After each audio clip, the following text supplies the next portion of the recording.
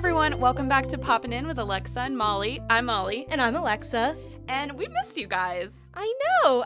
You were like, you said the other day, you were like, yeah, we haven't recorded in a few weeks. And then I was like, I think it's only been 1 week, but it always feels so much longer. Yeah. And it's always the like weeks that we don't record that it's like the Met Gala happens so or much something. to say. Yes. A whole bear episode. I always call the bear Beef because I think their restaurant is called Beef, Mr. Beef. Oh, yeah. And also it's like 4-letter name. Yeah. But a whole surprise episode, like a lot of stuff happened that I was like, wow.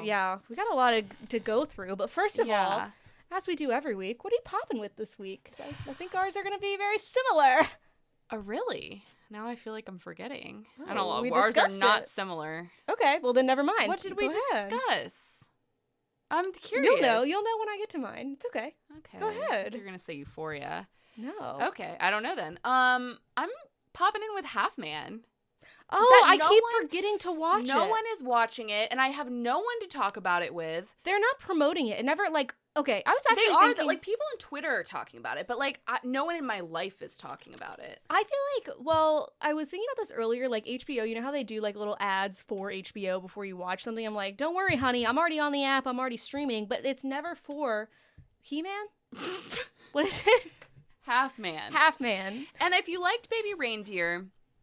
Not at all going to say it's the same show, but it's the same creator and same actor, Richard Gadd, who's amazing, and his mind is a dark place, but I think it's a great show. I think there's a lot to say about it. Interesting. And I can't wait to discuss it on here. Remind me and I'll watch it. I just I keep forgetting to watch it. It's hard to tell you whether you would like it or not. I will just warn you. I'll give it a try. Give it a go. Yeah. They're Scottish, actually, so I don't know why I just did that. But that's a tough accent to pull off. Yeah. Give it a curl. Son. He always says son. God, it's sorry to our Scottish really, listeners. Really good. I really enjoy it, but in a dark way. Okay. Interestingly, I've heard Richard Gadd is very difficult to work with, but really? Yeah, I read that online. He seems so nice. He does. So I could be incorrect. Who send me this article? I will. Because I'm currently obsessed with him. So please. Okay. I need to know. Wow, you sound really formal right now. I love this. I'm sad. I like him a lot. So but he carries a lot of demons. So I could see that. If he was difficult to work with, I'd give him a pass. Yeah. Based on his life. Okay. But that's what I'm popping in with. What are you popping in with? Wait, I want to guess because I feel like I should know.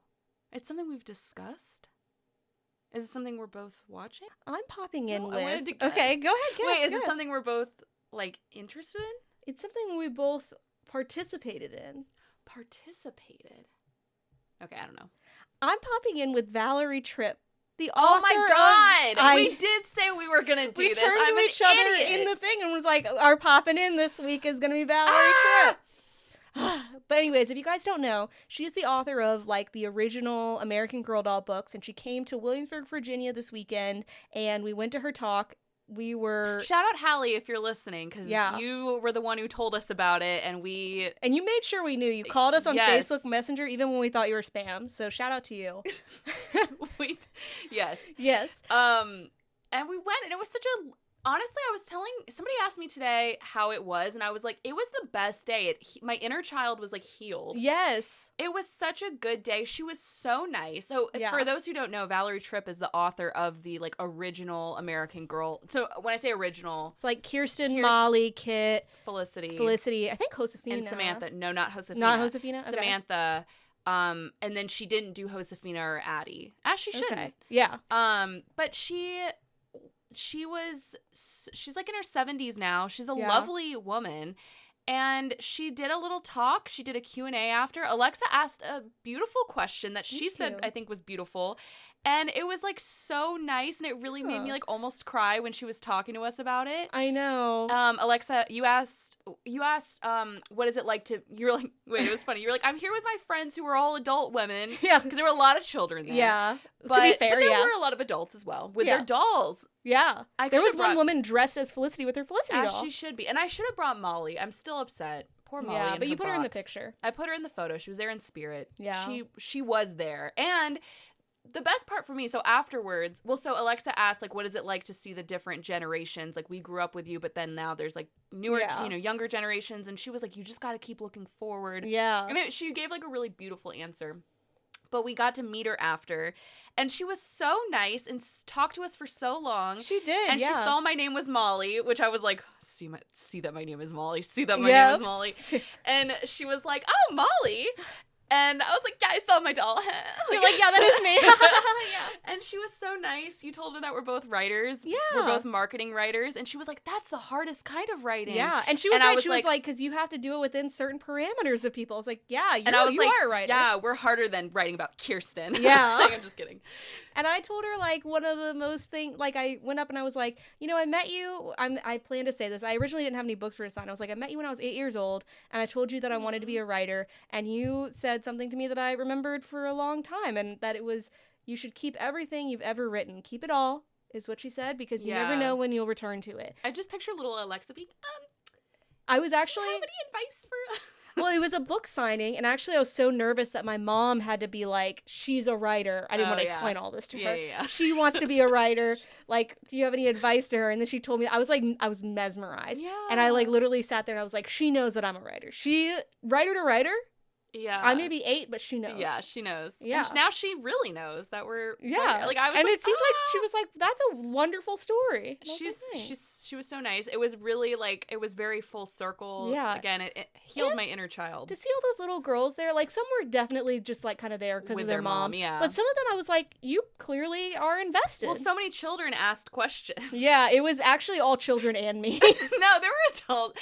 You say that, but there were adults. I don't remember There was, I can tell you because one woman asked, why don't you have a doll named Catherine, which was super random. Oh, yeah, that was the first question. But then, and she had like a perfect, like she had a very specific answer. I was like, why'd you ask that? Yeah, like, I guess because her name is Catherine. I don't know. Like the woman who asked it, I think she said her name was Catherine. Yeah, but well, I can't. I was like, I could ask why there's an adult. There is. Yeah. Why don't you have an Alexa? Why isn't there an Alexa? Yeah. Whatever. It was her and then me with my, like, you've impacted generations of women. It was a beautiful question. It made me emotional. Thank you. Because girlhood. Yeah, it really was like a girlhood moment. Yes. Oh, God. I love American Girl. And I hope, you know what, this is not American Girl Doll podcast, so I won't keep going on about this. Yeah. But I hope American Girl, I read all the comments under their posts, and I read all of the, like, feedback stuff that they get, and they've been getting a lot of hate recently because they came out with those fucking little Ozempic dolls or whatever that are the historical dolls dressed in Gen Z outfits, and they're tiny. Oh, okay. Yeah, that's like, why are they Ozempic not dolls? Not because they're Gen Z, but just because people were joking. Yeah. And so then people like threw a fit. They came out with like the regular historic dolls. They're really expensive, like $150. Yeah. But people are saying like, oh, they want to market more of like a younger generation, so they're making the dolls like younger. And someone like put this long thing. They were like, well, I mean, I was a young girl when I played with them. I wasn't from the 1700s. Yeah, and I still thought it was really interesting. Like, you've lost the plot a little bit. Yeah, you think I was from the 1940s? Yeah, no, but it's just like girls of different generations. It was so fascinating to see a young girl in the 1940s. You always heard all these like adult stories, but it's like, oh no. You know what I say? Go back even further. In time. Give me an Ice Age doll. Give me a Neanderthal doll. An Ice Age doll. Oh wow. Put her in some furs. Because imagine the animals. A deep brow line. Imagine the side character animals. Yeah. You know? Okay. She'd have a little TM, friend. Hire us, American Girl. I've been trying to get this. Yeah. So, we love Valerie Tripp if you're listening to this. And we love Richard Gadd. And we love Richard Gadd. 2 different ends of a spectrum that honestly, I think really encompass us. Bitty baby.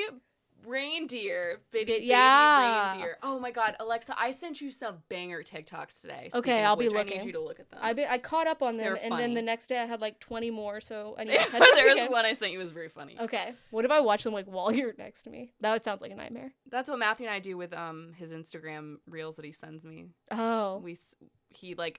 I never tell him when I'm about to watch, so I'll just start playing them, and he's like, wait, and he has to like watch them. I watched the new, whatever. I'll tell you. The Mozart, the Amadeus. Oh, I forgot that was out. He came home with dinner, and I was like, yeah, I'm watching this right now. And then he sat down, and he was mesmerized. He was watching it. And that's why Widow's Bay, that was almost my popping in with, but then I had to give it to Valerie, you know? Yeah, can't wait to review this show. I can't either, and that's why when Chris, like, the first episode, he was like, it's fine. It's because I had to force him to watch something new. We didn't have any shows. He was like, it doesn't always have to be new. And I was like, You're gonna like it. It's good. I love I will plug this. We're not talking about it yet. We're not reviewing it, but Widow's Bay is another show that's currently on, and it's really, really good. Yes, it's fantastic. I love it. But the moment I think that got Chris, and I'm curious if he would say the same thing, but I know the clown him. Scene. It's when BJ came out. I literally turned to Matthew and I was like, "Is that BJ?" And he was like, "Yeah." Yeah. But, so we're here to talk about a show that a friend of the pod just recently referred to as Meat, but is in fact called Beef. Patrick, who you'll hear from in a little bit. Yeah. Shout out. But yes, Beef Season 2, which we finally, okay, a little full circle. You watched Beef Season 1 and you made me watch it. You were like, Molly, you'll love this show. And I it took a little convincing. Yeah. And I eventually watched it. Which, if you know our dynamic, you're like, Traps, yeah. And I'll never forget when you found out I finished the show and you literally texted me. You were like at trivia and somebody told you, yeah, Molly said she finished the show or something. Like, it was like something so small, but you were like, what? Molly finished it and didn't tell me? Yeah. And anyway, I watched the second season before you, which is crazy. Yeah. And it took you and Chris forever. Because I had to watch, because Chris was in Vegas for a week, so I had to wait for him. I got through the second season probably in like a few days. Which makes sense. If it was just me viewing with my own eyeballs, I would have also plowed through that one. Yeah. I liked it. I liked it too. I think it seems to be quite mixed. I've heard a lot of people say they don't like it, but then it's getting a lot of comparisons to The White Lotus, which I can that, see. Yeah. And here's the thing. I like that it doesn't follow the exact formula that season 1 did. I don't necessarily want that in an anthology series. I think season 1, so okay, if you haven't heard of the show, it's Beef Season 1 was about two strangers played by Ali Wong and Steven Yeun who they get in this like road rage incident, and that kind of is what like the beef stems from, and it like the road rage incident like escalates into this like season-long feud, and it gets crazy. And so that takes place over the whole season. Season 2 is basically about two couples. One of them is a rich couple played by Oscar Isaac and Carey Mulligan, married couple. And the Oscar Isaac's character manages this like country club that like famous people go to. So there are like celebrity cameos throughout the season, which is kind of funny. And then they're basically being blackmailed by this younger couple who are poor, played by Kaylee Spaney and Charles Melton, and they work at the country club. And so basically, like, long story short, the younger couple films the older couple getting into like a heated argument that could like ruin their reputation, and so they blackmail them, and then it kind of turns into this like it evolves from there. But I really enjoyed it. Like I said, I liked that it was different from the first season, because the first season was like one beef. Yeah. Like it started from one beef. But I don't think season 2 was necessarily like one thing. Because I actually saw a lot of people, like, as everybody was like watching it, being like, where's the beef? Yeah. Like, literally, where's the beef? Like, there's no real feud. Yeah. But it kind of, there is, though. There is. It like stems up. But it was weird because, so a couple of things, but one, it was weird throughout the show. It was like I almost forgot that they had that like original beef of the couple, seeing them like almost in like a domestic violence situation, but like not really. Not really, yeah. I will say, I was like, it's not like, if you saw the video, you'd be like, oh, they're about to like beat each other. But if you see like the context, you're like, oh, they're having a really intense fight. But also at the same time, I'm like, it's a toxic situation, not an abusive one. Right. I think. On like their side, it didn't look great without context. Yeah, honestly, with context, if I saw my friends in a relationship fighting like that, I would also kind of be like, I don't know if this is the relationship for you. Like, I've never gotten to an argument where we're like breaking stuff and like, you know. Yeah, but I also just kind of, I guess I was thinking, I was watching it, I was like, I don't know if they needed to be blackmailed for this. Like, I think I would have. I think it is smart of the younger couple to blackmail them because of what they needed, but yeah, but they're smart. Okay, so they're like two idiots, like they're really dumb, and I think that at first got had a little taking used Chris, to. Chris like was not about it at first. Yeah. Exactly. Like I was kind of like, oh, they're like really dumb, and it's like, But they grew on me, though. Yeah. And also each of them are weirdly smart in their own things. Right. Like, Charles Melton's character does this whole talk about late-stage capitalism randomly, and you're kind of like, yes. Oh. And so that was confusing, I think, because, like, then she's kind of smart. Because so they blackmail Oscar Isaac and Carey Mulligan with this video, and basically Kaylee Spaney just wants, like, she ends up getting, like, a GM job at the country club. Yeah. And so, and he, like, fires his, like, somebody and, like, replaces her with Kaylee Spaney. And so then it's like, but there's this whole thing where he keeps being like, okay, so can you delete the video now? Like, can I watch you delete it? And so she's like, oh, yeah. And so she deletes it in front of him. He's like, yeah, I know you probably have it backed up to your cloud, but, like, I guess what can I do about that? And she's like, oh, yeah. And then she keeps, like, swearing later that she didn't back it up. Yeah. And he's like, I know you did. And she's like, no. Like, I don't know. It's just, it's interesting. Well, so the whole thing, too, is, like, in season 1, there's other side plots, kind of, but, like, there's one beef, right? Yeah. But, like, with season 2, it's, like, there's multiple things. You could say Carey Mulligan and Oscar Isaac have beef. Yeah. You could say Kaylee Spaney and Charles Melton have beef, but then the 4 of them have beef a little bit. And then there's also some other plots. And then it's, like, Carey Mulligan and Kaylee Spaney have beef. Oscar Isaac and Kaylee Spaney have beef. Like, it's interesting. But here's the thing. I was thinking about this earlier, and I was like, I enjoyed it. I don't know if I enjoyed it as much as the first season, and I think it's just because the first season was so, when it came, unique. it was unique. It was very fresh. Yeah. So I think it had that advantage, but I do think there's, like, a lot more layers of complexity to this season. That's what I think. I'm not saying I enjoyed it more, but I do remember, like, this season actually, like, I actually don't remember much from the first season, and maybe it's because I watched it, like, 2 years ago, but I feel like but at the same time, a part of me is like, this season was a little bit unfocused, maybe, because it was, like, great performances, great acting, great writing, but I did feel like there was a lot going on, because there's also, like, so you have this storyline of Chairwoman Park, who's, like, she's the new owner of the country club that Oscar Isaac runs, and so she is, like, this billionaire. Her husband is a plastic surgeon, and so he's a plastic surgeon in Korea who, like, accidentally botches this surgery. There's, like, a death, and so they have to cover it up.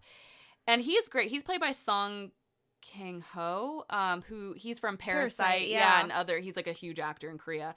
And I wish we saw more of him, because he's amazing. Yeah. But so there was, like, that storyline too. There was kind of a lot going on. And I think when that storyline came in, I think is when it got a little bit unfocused, where you're just like, and I know why you need it. Like, you need that storyline to, like, kind of drive the plot forward a little bit. Yeah. Like, but it also then became kind of like, whoa, there's, like, a lot of characters and, like, tensions or whatever that are going on that are kind of like you said, I think unfocused is, like, the perfect word. Yeah. And I think it's interesting because it's like, I don't really know what to think about all of these people at the end, which is kind of how I felt about Beef as well. I'm like, I don't know if I think these are good people or bad people.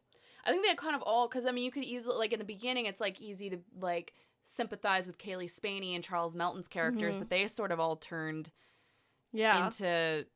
God, Charles Melton, I loved his character, and then as soon, like, again, spoilers, but we put our timestamps in the episode description and in our Instagram at Poppin' In Podcast. But when Charles Melton started, like, having actual feelings for what's-her-face, I was just, I got really upset, actually. It made me really mad. I was like, she should leave you. Like, Kaylee Spaney's character, sure, has maybe fucked up a little bit, like, has done some bad things, but it's, like, for you guys, and it's not, like, horrible, but you're getting married. I know. I was starting to get, like, upset for, like, I felt, like, really, really bad for her. But so my favorite episode was probably the hospital episode. Yeah. Well, it made me, because again, they are, like, a little dumb. I mean, they're, like, young dumb, but they're, like, she, like, doesn't understand what deductibles are. Like, she's like, so it doesn't which is me. Like, I'm like, that's so me. It was the most relatable. She's about to go into surgery, and she's like, right, and how much will this cost? And, like, what, from my deductible or whatever? And I was like, me, that time I was bleeding internally, and I was like, nobody call me an ambulance. I'd rather die than pay that bill. Yeah. She's like, so when does it deduct? Yeah. And I felt like it was a good microcosm of American culture as well, because so you have, like, these two young kids who have no money. Like, she doesn't even have a college degree. They're working at this like wealthy club, like the wealthiest, like $300,000 initiation fee in California type of club. And you have them, and they're trying to like make money to pay their medical bills because she has like ovarian torsion, which it makes it difficult to like get pregnant. She wants to have children. But anyways, and then you have Oscar Isaac and Carey Mulligan's like characters or whatever, where Oscar Isaac has very real, like, he's trying to pay for the like care of his mother who passed away, so he's like paying past bills, but at the same time they're also trying to embezzle money to pay for a nicer place to set up like this, basically it's like an Airbnb concert venue. Then they in a house that I would argue is already very nice. They just didn't finish painting some of the stuff or whatever, but I'm like, in California, I'm like, yeah, I think you guys are fine. So it's hard to find like sympathy for them, but it's also like, again, a microcosm of like, you have the super rich with their problems, then you have like the still upper middle class with their whatever problems, and then you have like the struggling young people who are like, I can't even afford to go to the hospital. Yeah. It was an interesting dichotomy. Also, I felt like, okay, I was a little confused with her. They weren't married, right? Who? Kaylee Spaney and Charles Melton. No, they were engaged. Well, I understand that, like, once she found out about her health situation and she was worried about getting pregnant, but I was like, wait, so you're already trying to get pregnant? I felt like she's trying to baby trap him a little bit, and that stressed me out. I do too, and I think it comes down to, he made this point at the end that I think he was like, you are like, you say you're in love with me, but you just want to like have someone because you've had no one. And I think she's like kind of maybe desperately clinging on to this idea of having a family because it is a built-in, she's never had anyone, and so she has a family, she has children. It's a built-in system of like someone who can't leave her technically. Right. But it just felt sudden. I was like, oh wait, so you're actually trying to have a baby now. I'm like, you're girl, like you're in your, I think they're in their early 20s. Yeah, they're she's supposed like 22, to be. I'm like, I think. down. Yeah. So that was interesting. And they're all unlikable in different ways, but also likable. Like Oscar Isaac and Carey Mulligan are extremely unlikable, but I also liked them. Right. You know what I mean? And their relationships are really interesting in that. And so in the beginning, the young couple, like, they're like, we never fight. Like, we would never talk to people like that. And I can't remember. And Charles Melton is always like, he's too nice. Yes. And I can't remember if it's Oscar Isaac who says this or someone said this to me in real life, but it was kind of like, if you aren't really like fighting with your significant other, how do you know what they're actually feeling? Yeah. Like if it's all good all the time, then you don't, like, nobody's all good all the time. Right. So how can you trust that? And so I think like you see there's a real love and like companionship between Oscar Isaac and Carey Mulligan's character. They've been together for a long time. They've clearly been through some things, and they have this bitterness towards each other, but also you can feel like this deep affectionate love. Yeah. But then as you get to know the younger couple, I think like you start to see that love too in these like little things where it's like when Kaylee Spaney is kind of like packing to go somewhere or whatever, and he's like, make sure you bring, your special hairbrush because you always say that like your hair gets like too humid or something when you travel in planes, something like that. I'm really butchering it. And it's like little details like that where it's like, okay, he's like paying attention to her. Kind of. I actually felt the opposite. I felt like as it went on, I was like, oh, they do not love each other. Because like, even when they're in the hospital, I mean, he's there for her, but like the whole Gatorade situation, it's like she asks for a specific Gatorade and he goes and basically just like gives away the one Gatorade flavor that she wanted to like some random person, and then just like, and he's very nice, like he's buying Gatorades for everyone in the hospital, but it's like he's not even like, I don't know, but that's where I think it's like his niceness becomes, he's like judging Kaylee Spaney for like some of the stuff that she does, but his niceness is a deterrent too to actually being kind to the people that you love. Yeah, exactly. And so I just didn't like, I think that them splitting up would have been like, I could see them going to that. I'm like, oh, you guys are just, I think you guys are not actually in love. You just. Right. And I think it's interesting because this is a major spoiler, but in the end, it's like Oscar Isaac goes to jail.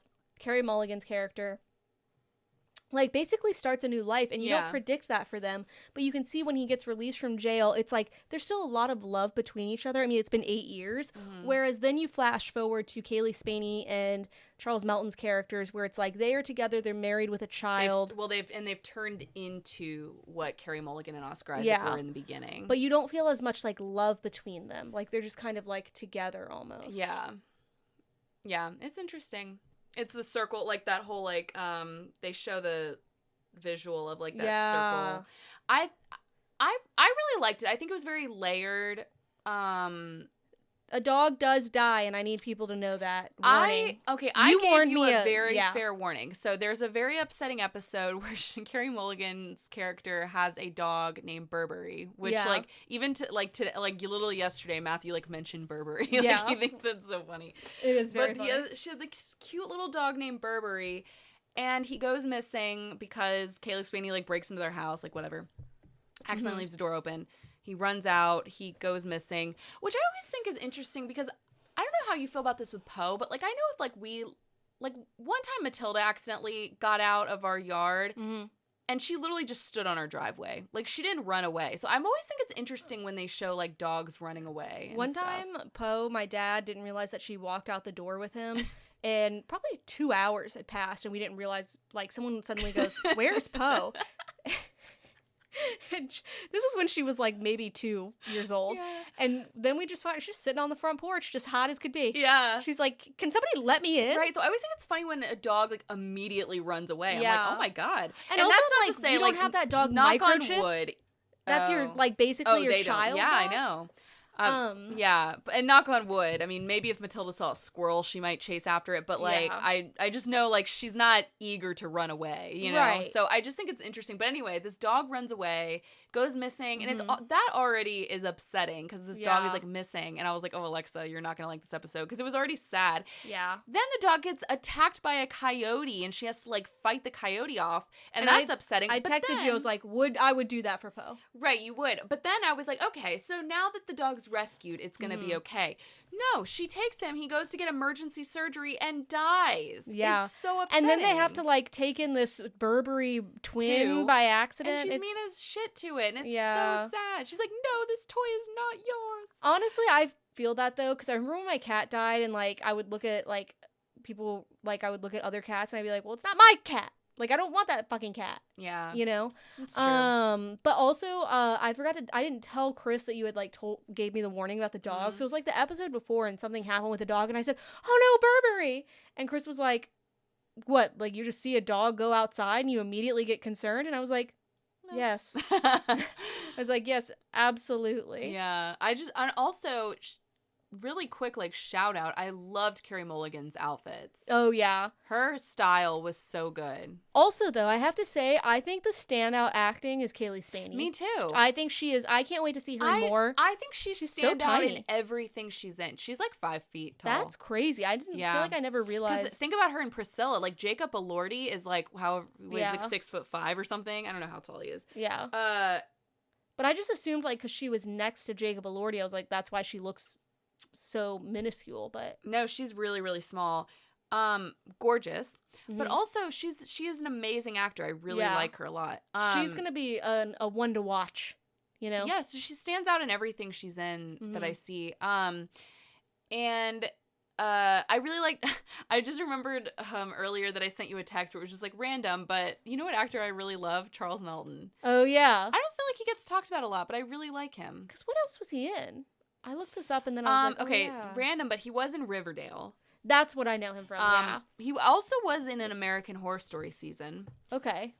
He was in this movie. I don't think you've seen this movie, but Warfare.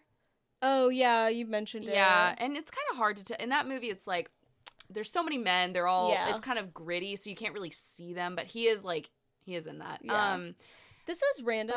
I was thinking about this earlier. I'm curious. Oh, sorry. May, December is like the thing. He's like, because he was, in my opinion, fully snubbed he should have been nominated for an Oscar for that movie. I didn't see that when I meant to see it. I didn't like the movie. Okay. But undeniably, like, his acting is so good in that. There's just one scene that's just so moving. Yeah. And his acting is incredible. And so that was kind of the first time I really, like, saw him in something. Because I knew him from I knew that he was in Riverdale, so then I was just, like, seeing this, like, Riverdale actor who was, like, actually a very good actor. I was thinking about this earlier. Do you think Riverdale is, like, the American Horror Story for, like, teens? No.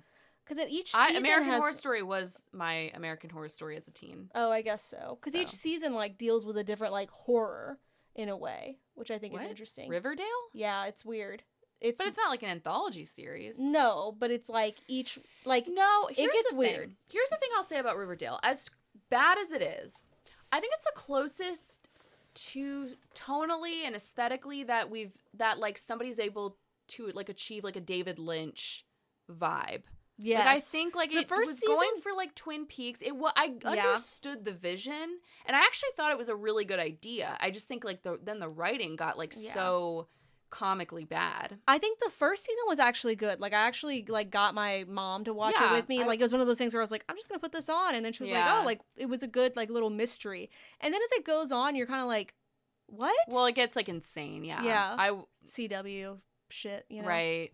But I think it could have been good actually. Like if it in another life, I understood the vision. Yeah. But anyway, I really liked this season of Beef. I think if you haven't watched it yet and you watched season 1, recommend. Also, I just recommend the show as a whole if you haven't seen it. Yeah, fantastic. It's a good little like it's a quick watch too. I love an anthology series. Yeah. Okay.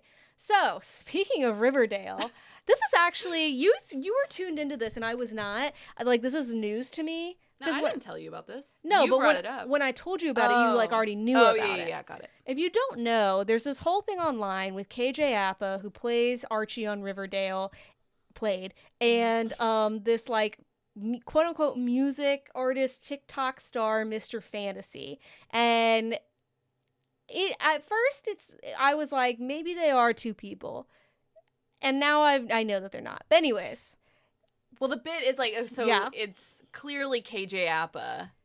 Sort of. In the photos, I was like, okay, when you see photos of him, I'm kind of like, no, I don't think so, because like the teeth are way different, his neck looks different, whatever. But then when you see the videos, you're like, okay, yeah, it very clearly is. Yeah, and so in one of his most recent, or like in this like music video he did, it was like everybody from Riverdale was in it. So it was like Lily. Well, not even just Riverdale. It had like. Well, I know, but that's what tipped me off to. That's what everybody was like, oh, it's obviously. Well, also he posted videos where like you can see his shoulders. He has the same exact tattoos as KJ Apa, so like that's also a big clue. But basically, it's like this kind of like joke guy. He has like these big glasses. He acts like he's British. He wears this ridiculous wig and like these realistic looking fake teeth, and he does all these like joke songs. Which honestly, actually, the songs are not joke songs. They're kind of bops. They like are very good. Feel vibes, but he came out last summer, and he's usually shirtless, and he like kind of hip thrusts his way, and he's like joking, and it started with a video of him like bobbing his head with like this bobbed haircut, and then his on May 1st he recently premiered his new single and video called Do Me Right, and this is who it stars. Okay, so it has like so many guest stars. It has Alex Warren, Camila Mendez, Cody Simpson, Daniel Seavey, Dave Franco, Derek Huff, Frank Grillo, Isaiah Hilt, Jimmy Totaro, Justice Smith, Kieran Shipka, Lily Reinhart, Madeline Petch, Neil McDonough, Nick Jonas, Patrick Schwarzenegger, Pete Berg, Rob Lowe, Rufus Sewell, Somber, Tyler Posey, and Zoe Deutsch. Dutch? I think it's Deutsch. Zoe Deutsch. Wow. And so that was released, and then Zoe Deutsch. Sorry, that's really funny. Sorry, Zoe. Zoe Deutsch. So then, on May 7th, KJ Apa released this video on his Instagram. This is what really tipped me off to it. So he said, enough is enough. I won't sit back any longer and watch someone attempt to ruin my life and everything I've worked for. There has been something going on for a long time that I haven't addressed because I didn't think it was even worth addressing. But now, because of how it's impacting my life, I feel that I personally have to talk about it. I don't usually do this, take things here to talk about, but I have to do it now because it's hurting my career. There was recently a music video that was released that included a bunch of people who are really close to me by a guy who's completely and utterly stolen my image and misappropriated my image and my likeness. We all know who we're talking about, and it's fucked up. It's fucked up because I just lost a huge job and can no longer go in for serious work because people think I'm a joke because of this guy. I don't know what to do other than bring it here and do everything that I can to protect myself because it's completely fucking disrespectful and completely wrong to do that. Meanwhile, he's like about to play Gene Kelly in a movie or something. Yes. I don't think he's lost any roles. Also, but obviously, like, he's joking. I know he's joking, but he's so serious. Like, he's such a good actor because he's so serious, and it's like it makes it even funnier that it's him. It's so weird. It is him, and then a bunch of the stars, like I think, like Madeline Klein commented, Zoe Deutsch. Do you mean Madeline Petch or Madeline Klein? Was Madeline Klein. Commented, she said, identity theft is not a joke. And then Zoe said, hi, I'm really like sorry that I agreed to do the music video. I didn't realize it was affecting you. It's like, it is, the thing is, it's such an intense bit though. Like, again, the music videos are like well produced. The music is honestly very catchy and good. And it's just like so funny to see this actor who, I'll be honest, is like very hot and very serious. I was watching the videos early. I was like, okay, KJ, that's crazy. KJ. Yeah. I think it's Kate. I thought it was AJ why did too. I just like forget his name for a second? I thought it was AJ for a long time. No, that was a really weird moment for me just now. It's obviously a joke. I think it's a funny bit. It's not the most funny, but it's funny.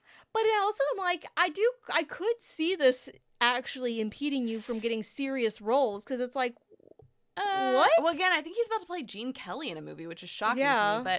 Or no, is it Gene Kelly? It's somebody. Sorry, I think I said Gene Kelly, but I meant somebody else, and I can't remember who it is. No. He's about to be somebody like where it like really shocked me. He's gonna be in a biopic about somebody. Oh, I think I saw this too. It's not Gene Kelly. He's playing Jimmy Stewart. Jimmy Stewart, which I can't see. I don't can't see either. But speaking of like likeness, for him to be like, he's stealing my likeness. It's like, well, it doesn't look anything like you. Yeah. So what do you mean? But it's just like, I know, it's funny. It's just randomly, like, it was not what I was expecting. And I'll be honest, I was duped at first. Before I saw, like, the videos, I only saw photos. I was like, I don't know, guys. I think this is another East Kadid, whatever, Timothy Chalamet thing.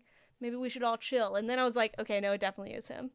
Yeah, it's so funny. Random. It's silly. Yeah, it's random. Yeah, and I love that for him. Yeah, there's a ton of people in that music video. It's kind of crazy, yeah.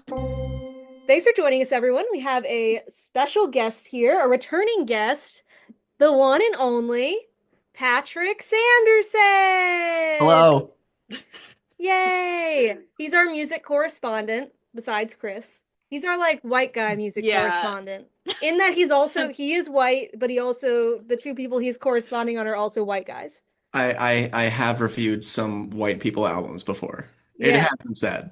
Go check out our Post Malone episode. That was a fun time. It was like 2 hours. And it was our longest episode yet, I think. Is it still? Maybe. Probably, yeah. We were really chatting. Yeah, we were. That's what you get when you get like two ADHD people in a podcast. Absolutely. I actually think about you every time I take my Vyvanse, which is every day, so remember that. Hey, I mean, look, I've still got my Adderall over here. I'm dialed in all day, every day.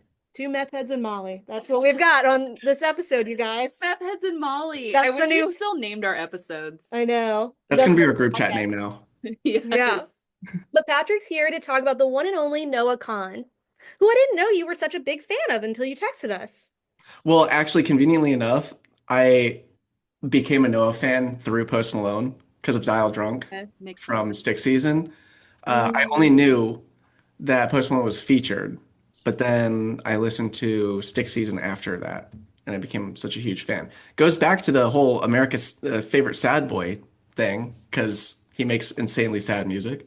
Yeah. So it makes sense. I think when you texted us, I was like, wow, I'm like listening to his old albums, and I was like, reminds me I should take my Prozac. I was like, it's a real vibe. Yeah, it like I hadn't experienced a Noah album release like ever, because Stick Season like came out before I was a fan of him. So I had to like mentally prepare myself for this one because I knew what I was in for.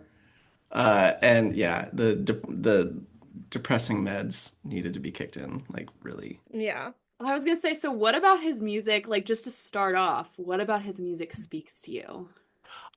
That's such a deep question, Molly. Thank you for asking that. I feel like that's not the direction you guys usually go.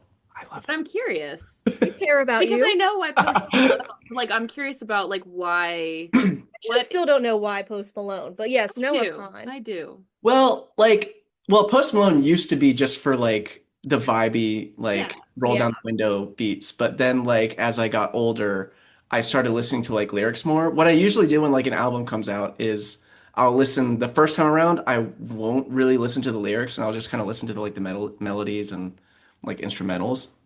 But then I dive into like lyrics. I'm a really big like I'll watch YouTube breakdowns of like albums. I'll watch other people's reactions because it's like interesting to see how other people interpret lyrics. So yeah, for this album, it's like it's the runtime is like an hour and 40 minutes or something like that. It's 21 songs. What was the original question? Why do you like him? What draws you to What, know yeah, him? what Oh, music speaks to yeah. Because I'm a sad boy. Yeah. You know, I don't know. I love lyricism. And I think he is genuinely like top three artists that I know that like are like lyrical geniuses. Um, Yeah. like I don't want to compare him to I like it. This comparison is weird, but like Bo Burnham to like Okay. Noah Kahan because Bo Burnham is a Are genius your in his two own pillars? way. Huh? Those are your two pillars. Yeah. Exactly. Those that like I can be defined by two people, and it's Noah Kahan and Bo Burnham, I think, Yeah. and like Sprinkle and John Mulaney. I was gonna say, Yeah. I think Yeah. of you sometimes. I do think of John Mulaney. Which, by the way, he's on tour. Anyways, I'm that's seeing him. I'm seeing him in a couple weeks. Matthew and I are for the third I, time. I'm so jealous. I've seen him twice, I know and because the first time we talked, Patrick, was after we both oh saw. my gosh, that was the first. That was like What? when we first met too. Yeah, literally. Oh, that makes so much sense. Yeah. So funny. Wait, Uh, John Mulaney's uh your John Mulaney is my Beyonce because I've seen Beyonce 3 times. Yeah. There He, you he go. is my Beyonce. Yeah, I That's true. believe that. oh Um, wait, you saw him? Sorry, Beyonce at FedEx Field, right? yeah, but I've seen her at Gillette Stadium and then at some stadium in North Carolina for Lemonade. That was my first one. Uh, It was fantastic. But Noah Khan, so he actually has, I really love his voice because he's not, I wouldn't say he's country. He's not folk, but he's like on the periphery of that, I think. He has like a oh very yeah, soulful voice Mhm. and it comes across very clear to me. But he also like he's got like a little bit of a twang to his music without it being like, am I listening to country top 40, Which I think is an yeah. important balance. And I draw a fine line between listening to country and folk music. Like I don't really cross the line unless someone like Post Malone drops a country album. I don't really cross the line into country. I don't like country like that. Yeah. Noah Kahan makes music. I feel like it's kind of like a Tyler Childers meets Mm. Zach Bryan meets like someone like I hate to throw her in the mix, but like Taylor Swift in a way, but like doesn't swing towards the pop Taylor Swift. You know what I mean? Like because like the folklore Taylor Mhm. Swift-ish, which is why I like Noah so much because he kind of has his own like subgenre of Yeah. like it's not folk entirely, and it's not it. I don't think it swings towards country much at all. It's just like No. its own thing, like pop folk-ish in a Yeah. way. He also has this clarity to his voice. I was thinking about this earlier. It reminds me of like Hosier or like Father John Misty, where I Mm. feel like sometimes when you get folk, you get a lot of like raspier voices for men, but his is like a very clear, like very pitch perfect voice. Oh yeah, Which and like when I think of Noah Kahan, I think of like Bon Iver, yeah. Hozier. Oh, throwback. Oh my gosh, so good too. I actually didn't even get into like folk like until like Noah. I didn't really Okay. like folk that like that because I drew it a lot towards like country. Hmm. I associated a lot with country and I didn't like touch country at No, all. it's very different. I associate him with flannel. Does that make sense? Yes, I was sitting on the couch. I told Chris the other day, this is what I associate him with, and you guys may recognize this. He reminds me of a very specific type of guy in Richmond, always Mm, wearing a hat, beard, long hair, yep. for some reason, rarely wearing shoes, Yeah. but is very liberal and probably knows a lot about gardening. Yeah. You know what I mean? Drinks Yeah. PBR Hmm. and is chilling. Like like towards like the VCU campus type of Richmond, or are Yeah. you Yeah. talking like okay, Yeah. that makes Yeah. sense to me then. Yeah. Yes, that is. I'm like, he would 100% fit in Oh yeah. downtown Richmond. Like, he's Has a just, few tattoos. yeah, Yeah. yeah, exactly. Some that are just stick and poke, you know? He's like, yeah, I got this on the But sidewalk. like Why not? like a wolf tattoo. Yeah, Yeah. yeah, Like not, but like super subtle, I think. Yeah. yeah. Not a giant wolf on his arm, No. but like Right.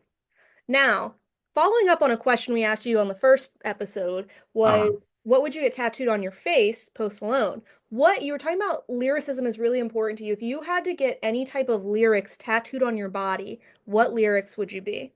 we What talked would about, you do? Sorry.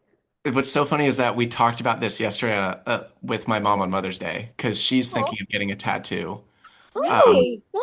yes. I mean, we were all thinking of like, because my dog recently passed. So we were all thinking of like Laney tattoos of some sort. But then we like diverted the conversation to like, what song lyrics? Okay. Uh, and I don't like, I don't have a straight answer for this because there's a lot of lyrics that are like super good and Mhm. like are meaningful to me. I don't know. I don't know if it would be like a Noah Kahan Mm, like lyric or like something from like Stoney, like Post Malone, like that was like his sad boy era in a yeah. way. Mhm. I don't know. What are you what about you guys? Mine specifically would be from Mitski. She has a lyric that says, "Wild women don't get the blues," and I really Mm, like that because I'm a little wild and I do get the blues. So hmm. I've thought about that for a long time. Never got it on me, but You're like chaotic in a yeah, way. I'm chaotic. Yeah, Yeah. I can't think of a specific lyric. I was not prepared for this question, but it's off the dome. I Sorry. know. It'd probably be like either like a Billy Joel lyric or like Mm. something from a musical. I don't know. I can't think of anything though. I I thought don't you were about to say Billie Eilish. I was about to be like, "Whoa, that's a know. threw me for a loop there." Bad guy. Yeah. Yeah, I don't know. No. I'd have to like listen back to songs. I like being thrown into this like off the cuff is kind of like throwing me through a loop. I can't think of lyrics right now. Sorry. I just, you know what? You can come back and let us know definitely. Just So curious. did you with Noah, did you get into your car and listen to the album? Oh my gosh, you remember. That's Yeah. so funny. No. Okay. I uh so my girlfriend and I made a deal to listen to it together. Ended up not happening. Just we had long days and everything, and I was like, wait, I didn't listen to it to the night of the release, which is totally not my way of doing it. Like I want to listen like right then and there. But knowing that it was like an hour and a half album, I like to listen to songs like twice. Like I want to listen to it like twice. I would have been up till like 3 a.m. And I was like, that's just not feasible. So like I did Yeah. it the next night in front of a bonfire because I felt like that was appropriate. Mm, Uh, I Yeah. associate him with a bonfire as well. Yeah, I could see mhm. it. Calling a bonfire. No shoes. No shit. Or Still no shoes. Birkenstocks. Birks. Yeah. Open-toed Birks. Birks. Yeah. Socks with Birks too. I could see Anyway. that for him. Anyways, sorry. No, I agree. Just before getting into this album, yes, Mm, no, or maybe, what's your review? yes, very much. Okay. Very much, yes. Okay. Compared to the like to his other albums? It's hard to compare them just because I came to Stick Season so late, so I didn't know what it was like pre-release or like because he kind of like blew up after Stick Yeah. Season Yeah. a little bit. Yeah. Um, but I don't know, maybe it's recency bias, but I love this album. Like the more I think about it, like my ranking of songs like changes every time I listen to it because they all have like different meaning a little bit. So, How would you like describe this album? Like, do you think it is very consistent with like his tonal, I guess, oh yeah. behavior? I His don't, tone. yeah, Total behavior. Yeah. yeah, He, yes, it's very consistent. I mean, he warned us like that it was going to be He won. sad. And he was like, yeah, maybe you want to take some Lexapro before you listen. And I yeah, should have listened to him and took yeah. it. Did you cry? Uh, at like points. Okay. Okay. Well, I no, not like full on cry. Okay. Fine. Okay, like yeah, kind of Gonna maybe. cry. Patrick is screaming. Kind of.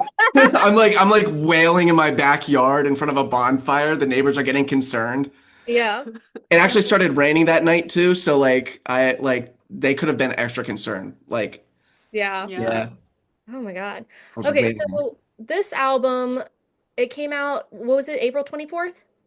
Whatever that Friday, April 24th. Yeah, Okay. I think so. And I listened to it earlier today. So I'm going to be honest, I don't think I liked it as much as his other albums, but with Fair. me, I think I have to listen to like music multiple times when it just comes out because every time I'm always just like, I'm not about it. I don't like it. And then I listen to it like six more times. I'm like, actually, I'm vibing. But I think it's like interesting. It feels a lot like the songs to me kind of like flowed into each other in an interesting way. Yeah. Oh, I 100% agree. It's kind of like almost listening to like one song. It just flows so nicely, like one song into the other. I think he did that really well. I think he was like mainly concerned because he's like talked in interviews that he was concerned about the length, Mm, because he hadn't received or he hadn't released an album in like 4 years. mm, So he wanted to give the fans a lot of music to listen to, but he also didn't want it to be like overbearing. But right. I think for the songs that we got, I think 21 songs made sense. That's a big album. Yeah, Which that's is really big, which is like normal albums like now, like back like I think like 10, 20 years ago, albums were like 20 yeah. songs, but now we've kind of gone to like the 13 to 14 songs is like an Yeah. album. See, I feel the I would opposite. say I like remember getting like my All American Reject CD and it had like 11 songs, you no, I know? think back to like Hillary Duff and she would have like 20 songs. Oh Mm. yeah. Are Yeah. Oh you a yeah. vinyl No. person? Huh? Are you a vinyl person? Like not Oh, I love. Yes, I was actually just at Target and The Great Divide vinyl was there. I didn't pick it up, Oh, but because well, I have one on I'm ordered one on Amazon and it was like 15 bucks cheaper. But yeah, I love vinyls. I have it all in my closet, and I have two Noah Kahan vinyls. okay. Very nice. And I'm an so addict. I'm curious, like if you could see him doing a collab with anyone, like what would you like to see? What would be your dream? No, Oh, I that's too think obvious.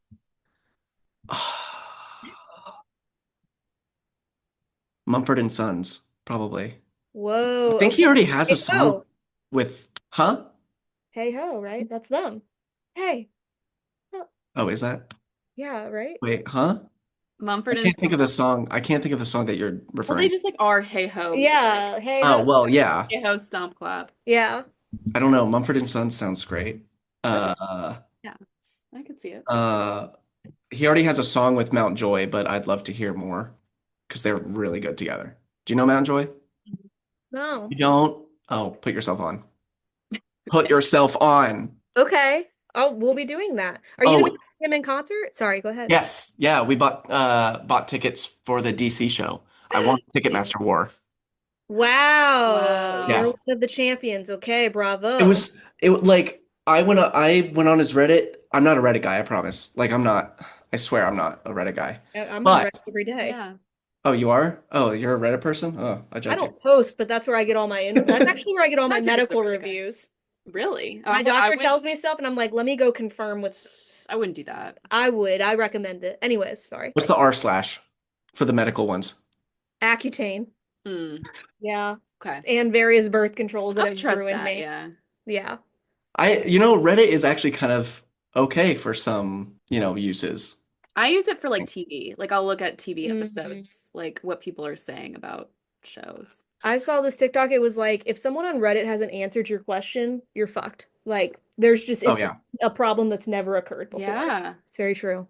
I use Reddit specifically for like artists who I follow, who I don't follow on like Instagram or like Twitter or anything like that. So that because I don't know, for some reason people on Reddit are like 5 minutes ahead of like news and all. Yeah. So Well, I look for sometimes like, they'll, Tech stuff. Like I'll go to the for that's how I've learned how to oh be yeah. right now. um, Yeah, there we go. Thank you, Reddit. Sponsored by Rabbit. Reddit. Sorry. Reddit, we're not sponsored by Yeah. Reddit. But except you want to be. yeah. Yeah. But anyway, so back to Noah Khan. Okay, so you said you're kind of like shifting between the songs, like of Mhm. what's your favorite, but what are your like top three off the album? I have a list. Okay. Oh, perfect. Um, I have a list and I made it specifically for this. Uh, I mean, I think off the dome, I could 100% tell you that End of August, which is the opening track, Okay. Dan, which is the closing track, and I've kind of been back and forth between like Willing and Able, Deny, Deny, Deny, and Haircut. Okay. And But what is end of it August, like yeah. speaks to you from these songs? Like what really like stands out and makes it your favorites? So like what I was referring to earlier is that like everyone kind of has a different interpretation of lyrics, and I see this like I've literally only see this like with Noah's songs too. I mean, like there's people who have different interpretations for a lot of different albums and like songs, but like when I go on his Reddit, when I go on his like Twitter and people are talking about the album, people will have different interpretations of like the song. So when I listened to it the first time around, like, I'm a sucker for piano. Mhm. So End of August still probably is my favorite off the album. That piano is just like to open the album that way is just rude and uncalled for by Noah because that was just it's just amazing. And I literally like I paused the song and I was like, really? Like actually, we're going down this route. All right, I cool. could I'm see you gonna doing try. that, yeah. No, I literally did. I was like out there by the bonfire and I'm like, okay, yep. All right, cool. Wait, were there other people Yeah, at I the was just about to say, bonfire, are you or by was it yourself? just you? no, I was with my girlfriend. And Okay, she Okay. had listened to like half the album right, okay. getting ready for work in the morning, so she knew it was coming. I didn't. The thought of you at building a bonfire and sitting by yourself was also amazing. And then pausing Like it saying, wait, Wait. really? Just I'm just like, are you kidding me? I was like, are you joking? Why? Okay, fine. I didn't want to cry tonight. Yeah. Thanks. Wait, Patrick, I'll cut this one. I didn't know you had a girlfriend. I know. Since when? What's the deets? We're don't know She, anything. Megan actually asked me today if you did, and I was like, I don't think so. yeah, I do. I know, surprising, right? Shocking. No, it's not Crazy. shocking. We just didn't know. No, admit it, it's shocking. And honestly, I think she'd say the same that it's a little bit shocking too. Uh, Okay. Oh, we met in August, Okay. and end of August. she End of August. and oh God, why'd you say that? Because Oh. because now she's gonna listen to this, and she's gonna be like, "Oh, now this song makes sense. Now this song," Oh. and then she's gonna leave me. So thanks, Molly. Oh, Uh, I like that at first, actually. Um, but yeah, we kind of made it official earlier this year. We kind of like hit like a lull. Not like a lull, but like we were just like dating for a while and like we just went out a whole bunch and we are like, so are we dating? And she was like, yeah, I think so. What's her oh, name? Her name is Christine. Oh, that's a lovely name. Yes, she is wonderful. She's very nice and sweet. Oh, oh, Yeah. that's great. Yeah, And she's she great. sits at a bonfire with just you as you pause yeah. music and talk Are to. you guys like a Oh, opposite of each other? she was living for my reaction. I could tell that like like whenever I paused, she'd turn to me and she'd be like smiling really evil. Like she's like, "What did you think?" And I'm like, she's like, "Why are you pausing?" And she wanted to know like every single thing that I was thinking. And we're going to know it together. I love that. This That's is So good. I'm glad that you guys both have like a love for the same artist. artist. yeah, Like, this is good. yeah. And I like that's the only artist that we kind of like really vibe over. She's like a huge Billie Eilish fan. Like Okay. Okay. huge. And I can name maybe one Billy song. But like Noah is like the one that we Wait, you can name one Billie Eilish song? Yeah, That's You could go what out more. what's that one the hold on, don't tell me. What's that one song that made her really big? Um Ocean Eyes. no. That was her first song. What was the first song? It was like Bad bad Guy. guy. Bad Guy. That one. That's the only one. And I couldn't even name that just now.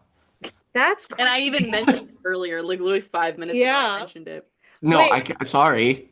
do you listen to any female artists? I'm just curious. Or do you Yeah. hate women? He definitely does. You like I'm just Taylor kidding. Swift, right? I mean Wait, don't you like Taylor Swift, or am I not? I do like Taylor Swift. I enjoy some of her music. Was not a fan of her last album though. Yeah. Okay. Okay. So you listen, Fair. you actively listen to her. Yes, Okay. So there was something I was gonna say about, yes, you like female artists, everything's good, you're happy. everything's good on that. Um, what was your favorite song, Alexa? I'll be honest. I gotta listen to the album again. Like You have to. no, I did listen to it. You can look at my Spotify history. Aw. I did listen to it, and I thought they were all kind of similar.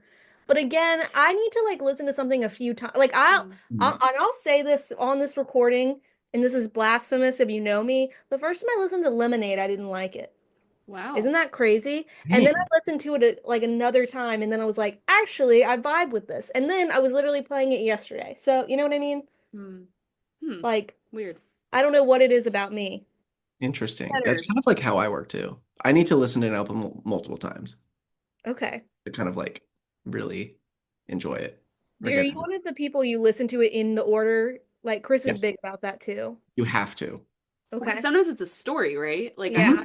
Yeah. It's put in that order. It's put in a specific order. The artists do that on purpose. What, do you listen to it out of order, Alexa? I'm running out of time. I just hit play. And I go with the vibes. I go with God, honestly. Do you have it on shuffle though? No, I don't think so. I can't remember the last time. Okay, I feel like I'm being judged, but I can't remember the last time I like pulled up and listened. This was like the last time in a while I pulled up and listened to a full album. I'm not judging. I just know your like your voice. What do you mean? Like not necessarily live voice, but like your like defense voice, and it's funny. Yeah, it gets really high pitched. Like, You were getting a little bit defensive there. Yeah. I'm not okay. She's doing it again. She's doing it again.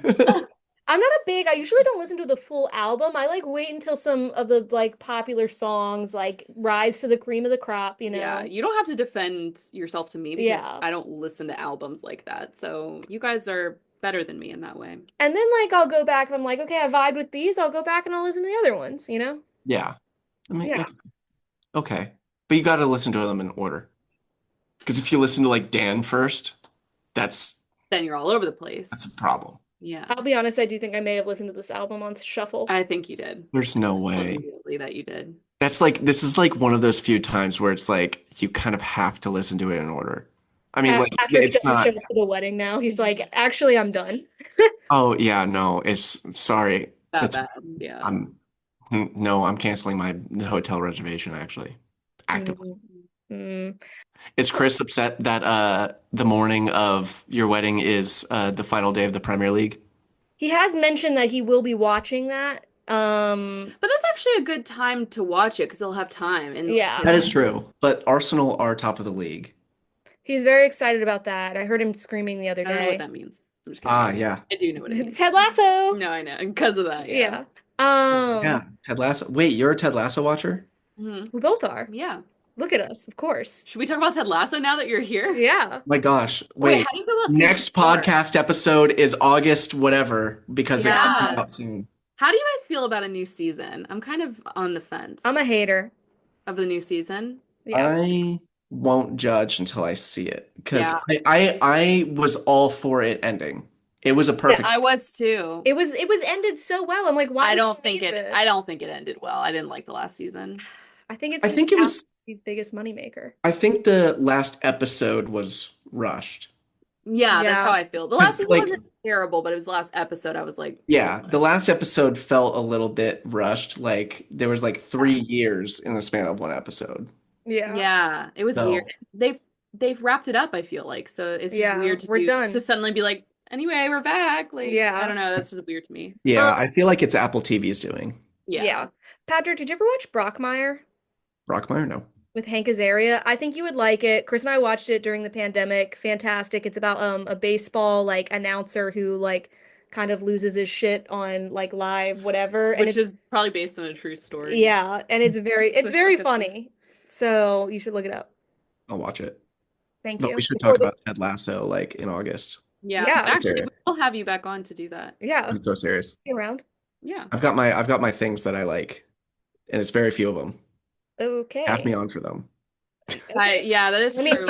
You do have a very niche. Yeah. For this, so I appreciate that you reached out to us about it because everyone does that. It feels weird reaching out to a podcast and being like, I want to talk about it. Well, you know what I mean? Friends. Yeah, it's more but like we're friends. So I think so. Okay. Or to you, it's but yeah, we're coworkers, used to be. So yeah. That's but anyways. Back to Noah. Okay. what lasting words do you want to give us? If Noah Kahan listens to this podcast, what do you want him to know about his music and you? Hey, can I get free tickets to your next show, please?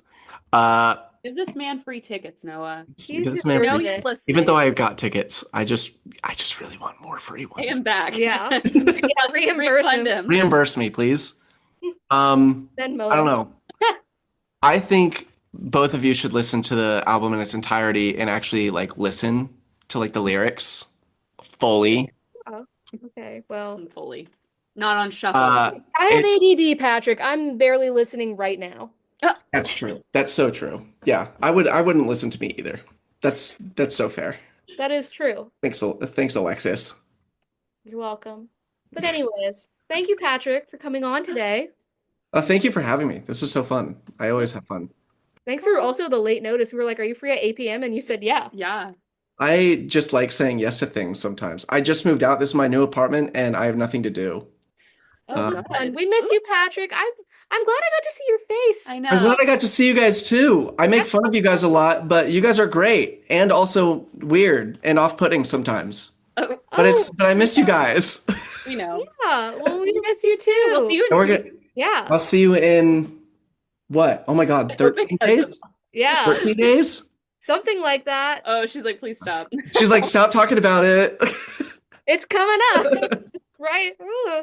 It's around the corner. Oh my gosh. And I'm really prepared. Thanks, Patrick. Right. Much love. I'll see you all soon. So, okay, I'm actually glad that we both watched this because I texted you yesterday and I was like, do you think you're going to watch it like today? I had planned to. I didn't know it was out already. I know. Well, I was like, I don't want to pressure you into watching it today, but like, I'll just watch it when you watch it. So we're both like fresh off, you know? And we were watching it almost at the exact same time, which I think I was like a little bit ahead of you, which was fine, but like it was fun because we were like, oh my God, that twist. Yeah. So we're talking about Remarkably Bright Creatures, it's a movie on Netflix. It's based on a book. Yes. It's like a best-selling okay, here's the thing. People were really telling me that I should watch or should read the book, and I don't know why I just couldn't get behind the thought of a talking octopus. That's what I thought it was. But it's not. It's actually really lovely and sweet, and I was wrong. It was lovely. I actually can see it more as a book than even as a movie. Because the only thing, though, is I'm curious how they cover it in the book. How is he, because it's about an octopus named Marcellus, yeah. And he is, like, narrating the whole story. So I'm like, how is he narrating in the book, like, when they're not at the aquarium? I don't know. How does he know what's going on? So if you've read the book, let us know. But, so basically the story follows a widow who works at a local aquarium, and she finds joy again when she forms an unlikely bond with this giant Pacific octopus, Marcellus, and a wayward young man played by Lewis Pullman, such a cutie in and this, Sally honestly. Field plays Sally Field, widow. the the regular not widow. titular. Yeah. Actually, titular. Because you find out. She's one of the Remarkably Bright Creatures. And together they uncover a mystery that will lead them to a life-changing discovery and restore their sense of wonder. Yeah, I didn't know that's what it was going to be about, too. I didn't either. So that was an interesting surprise. I love Sally Field. I do too. She's amazing. She's an nobody talks enough about how she's an American treasure. She is.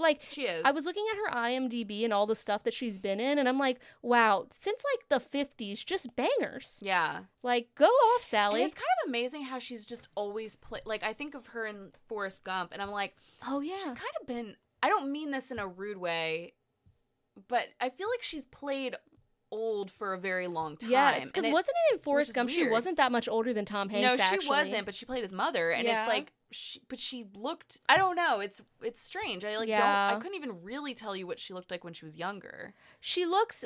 It's weird because it's like if you look at her stuff from like the 60s, it's like, okay, that looks like a young woman, but then as she like is in like other stuff into like the 80s and 90s, it's like, it's not that she looks old, but she just like gives off old. I don't know what it is. Yeah.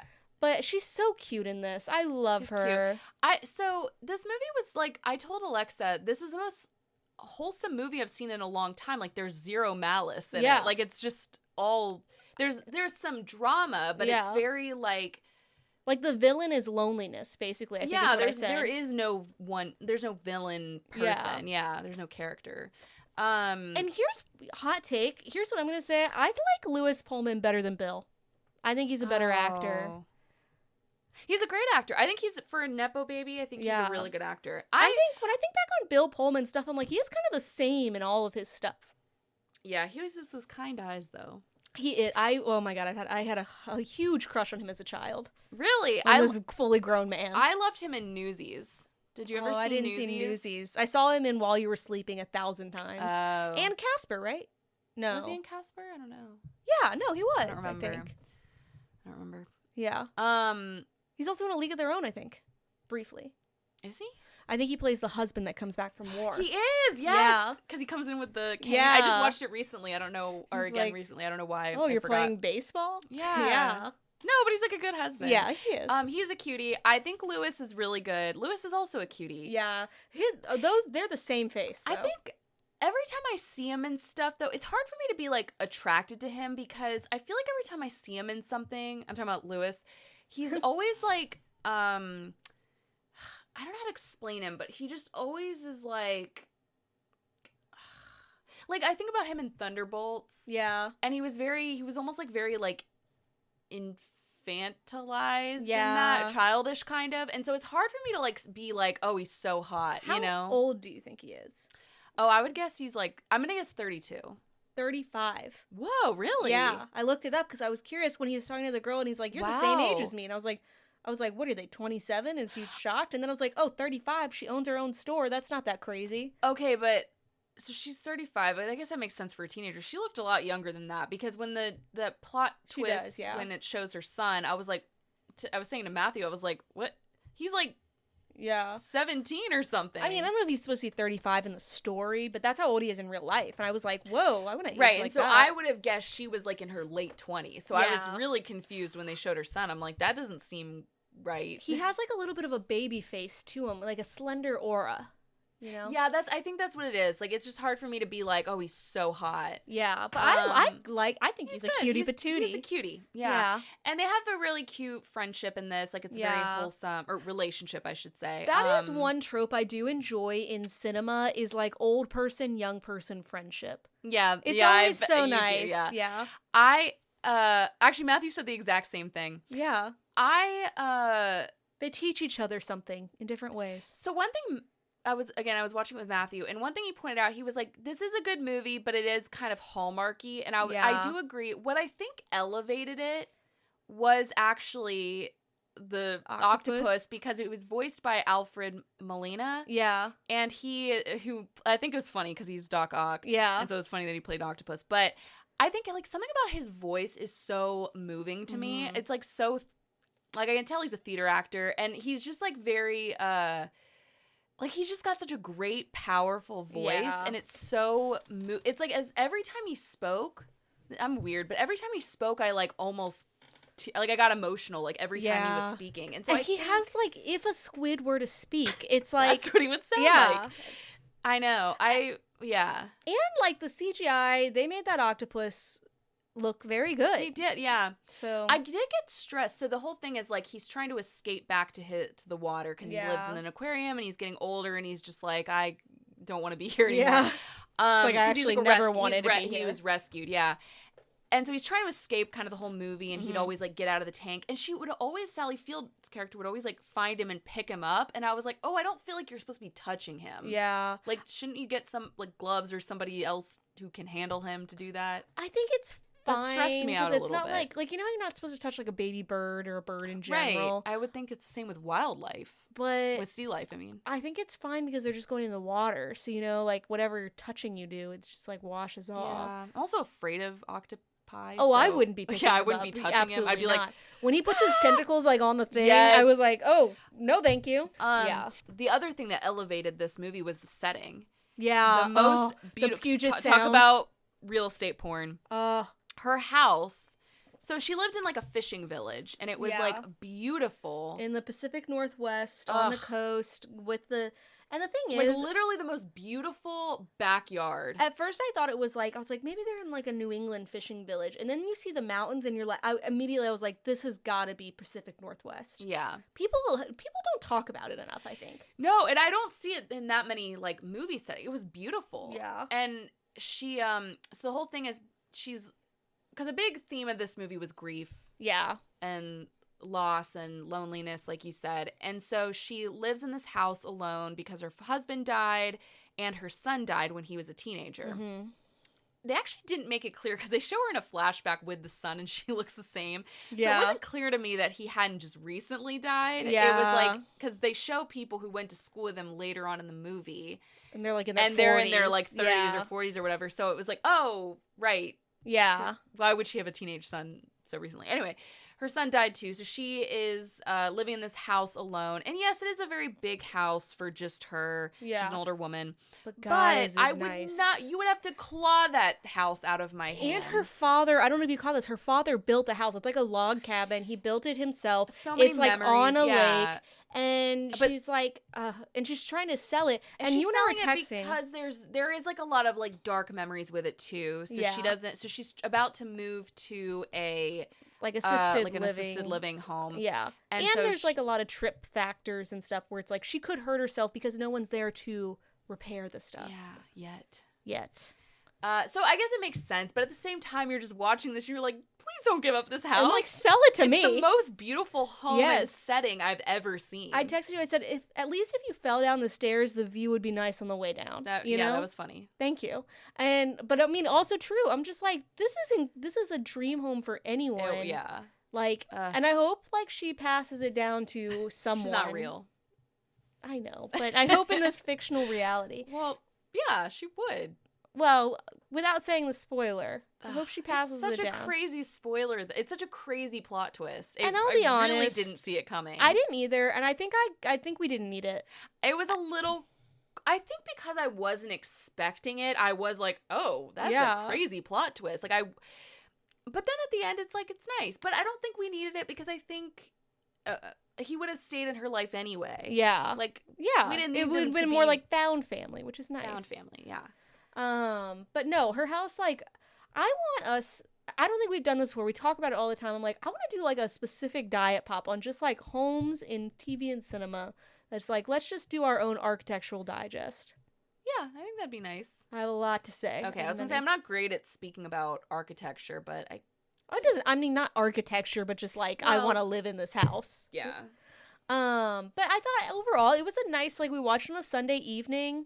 Yes. And it was like a nice little vibe. It was lovely. It was a lovely movie. Yeah. It was pleasantly, like, I knew, well, and it was funny because it's very, like, I didn't cry, but it is very, like, emotional because I was sitting there, not even over humans, I was literally, like, emotional over my pets. I was just thinking about my animals. I know, I was like reaching back and petting Poe. And like, Matilda at one point just disappeared. I didn't know. It turned out she was under the table, but I didn't see her. And I was literally sitting there thinking like, oh my gosh, like where's Matilda? Like I'm just emotional over my pets right now. And she brought you her octopus toy. She literally, as I was watching Smart dog. We were watching it, she literally brought over, she was playing with another toy and then went and grabbed her octopus toy. She was like, I'm on theme. She's a remarkably bright creature. She really is. As are you all, and so are us. Yeah. So are we. Us? We. Whatever. You can't see, but we touched hands, which is the most we ever touch, so. Yeah. We do touch hands a lot. We do. Hand touchers. Yeah. Sorry, my hands are really, like, dry. No, I actually always think your hands are very soft. Really? Thank you. Oh, my God. I feel like they're very scaly, very octopi. They have texture to them, but, like, in a really, like, familiar, loving way. Aw. Okay, that's interesting. I thought you were still talking about tentacles for a second. No, I was talking about your hands. Okay. And tentacles, probably. But anyways, I recommend it if you're looking for something to watch. Yeah. It's like maybe slightly, the corn is like at like a 5, but I liked it a lot still. Yeah, exactly. So, as you guys know, we didn't record last week, but we wouldn't have been able to talk about this because it was happening in real time. Yeah, we would have watched it after we recorded. But it's one of our favorite days of the year because it just brings up so much to talk about. Yes. And it's the Met Gala, the first Monday in May every year. Yeah, I forget that every year. I thought it was the first Sunday. I thought it was the second Sunday in May. but I realize I'm thinking of Second Sundays. Williamsburg, yeah. A little background. The theme this year was costume art, which was divided into a series of thematic body types. I don't know why, but I spelled it BODIE. Anyways, ranging from the naked body to the classical body, but also it was like fashion is art was the theme. Yeah. Okay. Because again, they have two themes. It's always very confusing to me. It is, because it's like the theme of like the whatever is they're putting on at the Met. Right. And then they kind of like form that to match the theme. The exhibition. Exhibition. I was trying to say exhibit, yeah. And I feel like most years it's kind of cohesive, like you can, like they go together. But this one I was like, I can definitely tell that is a divide of how people interpreted these. Yeah, I think there was a lot of just people wearing just outfits that were just beautiful. And I was like, I'm not sure how this fits the theme. Yeah. But I love it. Yeah. So I put together some categories for myself to discuss this. And I said best dressed, worst dressed, most on theme, and honorable mentions. Okay. So, but I'm curious, what is like your standout outfit from the night? So if I were to, because I would have to split it up. Mm-hmm. So standout for me would probably be Bad Bunny. Mm-hmm. Yes. I put him down for best dressed and on theme. On theme, right. He was like in this old man makeup. And he was wearing custom Zara. Mm-hmm. Yes. Which was supposed to be like very, like the old man makeup, I think. I don't know. I think it was just, again, supposed to go with like aging bodies or whatever. But like, it's interesting because he said, somebody asked him, how long did it take you to get ready? Mm-hmm. And he said like 80 years or something. Like, he said something. He's so funny. I love him. Yeah. I feel like him and Heidi Klum are very similar in their like how they. And so speaking of Heidi Klum, yeah, I was like, okay, this isn't your Halloween party. Her outfit scared me. Yes, but I also was like, you were the most on theme. No, it was great. So she was like she was wearing it's like a dressed as like a statue, like a marble Grecian statue, yes, in an outfit by Mike Marino. And it did look like her Halloween costume. She went all out, and I was kind of like, you know what? At least she did better than some of these bitches out here. I'm gonna be honest, and I'm coming for you, Margot Robbie, who I love. She looked beautiful, but wasn't towards either of the themes. No, she was just wearing like a dress. A lot of people were not. I did. Heidi Klum was something to talk about, but she scared me. Yeah. I really loved, so my top ones, okay, this was not for the theme, but she just looked beautiful, was Blue Ivy in Balenciaga. Yeah. She looked stunning. And I'm going to be honest, so I have a category here also like undecided. So Beyonce wore Olivier Roustening. I don't know how to say it, but did you see her outfit? It's like all these like jewels and it looked good, but it also didn't like, I don't know. Yeah. I will say, with the exception of Zendaya, I felt like everyone was back this year. So it's like you had Beyonce, you had Rihanna, you had, I hate to say this, but Blake Lively, like all the kind of queens of the Met Gala. Mm-hmm. See, but Blake Lively, I thought looked beautiful. But she wore, my mom and I were saying this, she wore what she always wears, I feel like. The same, I was like, this is very familiar. Can I talk about her for 1 second? Go ahead. So she was doing an interview. So obviously she's there. Yeah. And it's kind of awkward. It's like elephant in the room a little bit. And she's doing an interview, right? And if you've seen her interviews, and we now know a lot about her, it's like her interviews are always very like kind of cut, like biting. Like she's like funny. She tries to be funny at least. She's funny. She's like whatever. She was like full Ariana Grande Glinda voice. She was like, oh, and my purse is like made from my children. Like she's like very much trying to, you can tell she's really trying to be. Her purse is made from her children. Well, it's like it was something to do with her children. I know, I just love the way it was. I forgot, whatever. It's the skin of them. But you know what it was something about her children, I can't remember, but she was very careful, and I was like, okay, girl, I would double down. I would just be like, well, because I mean, we didn't cover this, but they settled out of court for that whole thing, right? And so that all of that, and so that had just happened. So it was very, it felt very like, and she is the queen of the Met Gala. Yeah. One of them. And it's like, but I felt like we could, it was just awkward. It was weird. Okay, so I don't have a top one. So Doechii wore a Balenciaga outfit that was, honestly, I loved it. Like, first of all, great, this is not the best picture. Here we go. great. Her body is amazing, but I was like, you know what? And I think she was interpreting some art. I was like, I actually don't even care if you were on theme because you actually did something interesting with fashion. The color of that is amazing. Beautiful. I was like, that's one of my top ones. Then also, sorry, go ahead.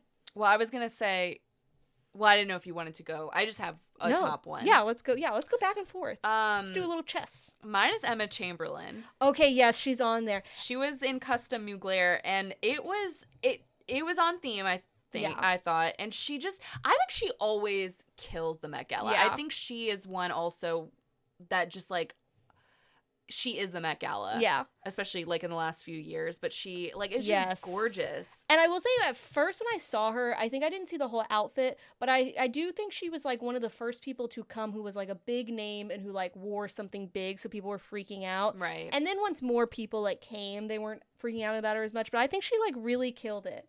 I also said Chase Infinity in, I think it's Theo Brown. She looked amazing. Mm-hmm. Sabrina Carpenter, I actually originally wasn't very into it, but then the more I looked at it, her dress is made out of film reels from the film Sabrina, which is her favorite movie, and I was like, she looks phenomenal. She did fashion as art. She made it on theme. I was like, bravo. She looked amazing. And then I know this will be a hot take because a lot of people will disagree with me.